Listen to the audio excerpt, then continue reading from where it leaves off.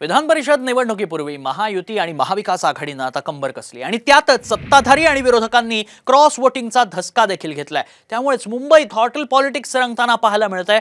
काय नेमकं घडतंय मुंबईत जाणून घेऊयात या रिपोर्टमधून। विधान परिषद निवडणुकीपूर्वी हॉटेल पॉलिटिक्स।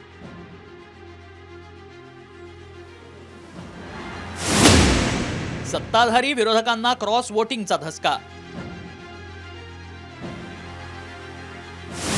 अंबानींचा विवाह आमदारांना हॉटेल्स मिळेना।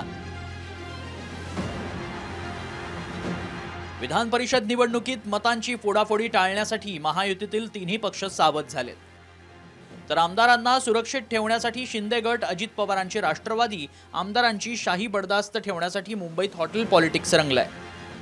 ठाकरे गटाच्या आमदारांना परळच्या आयटीसी हॉटेलमध्ये ठेवण्यात येणार आहे। तर अजित पवारांच्या राष्ट्रवादीच्या आमदारांची अंधेरीतील द ललित हॉटेलमध्ये सोय करण्यात आली आहे। त्याचबरोबर भाजपच्या आमदारांना ताज प्रेसिडेन्सी हॉटेलमध्ये ठेवण्यात येणार आहे। तर शिंदे गटाच्या आमदारांना हॉटेल ताज लँड्स एंड या ठिकाणी ठेवण्यात येणार आहे। 2022 मध्ये विधान परिषद निवडणुकीवेळी झालेल्या क्रॉस वोटिंगमुळे भाजपचा चौथा उमेदवार विजयी झाला होता।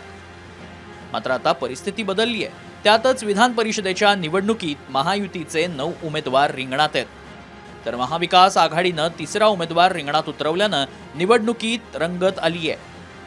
त्या पार्श्वभूमीवर मतांची आकडेवारीनुसार भाजपचे 5, शिंदे गट आणि अजित पवारांच्या राष्ट्रवादीचे प्रत्येकी 2, शेकाप आणि ठाकरे गटाचा प्रत्येकी 1 उमेदवार रिंगणात आहे।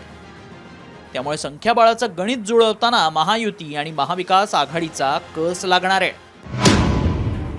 दरम्यान विधान परिषदेचं गणित कसं असणार आहे तेही जाणून घेऊयात। विधान परिषदेत प्रत्येक जागेसाठी 23 मतांचा कोटा ठरवण्यात आलाय।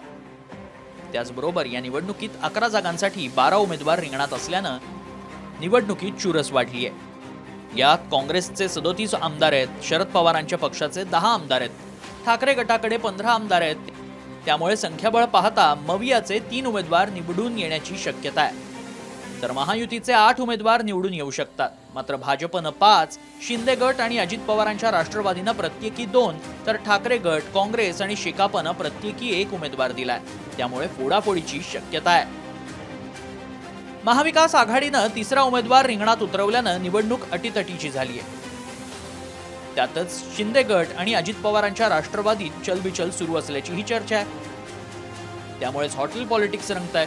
मात्र हे हॉटेल पॉलिटिक्स यशस्वी होतं की 2022 प्रमाणेच पुन्हा एकदा राज्यात राजकीय भूकंप होतो हे पाहणं महत्त्वाचं असणार आहे। ब्युरो रिपोर्ट, साम टीव्ही न्यूज, मुंबई।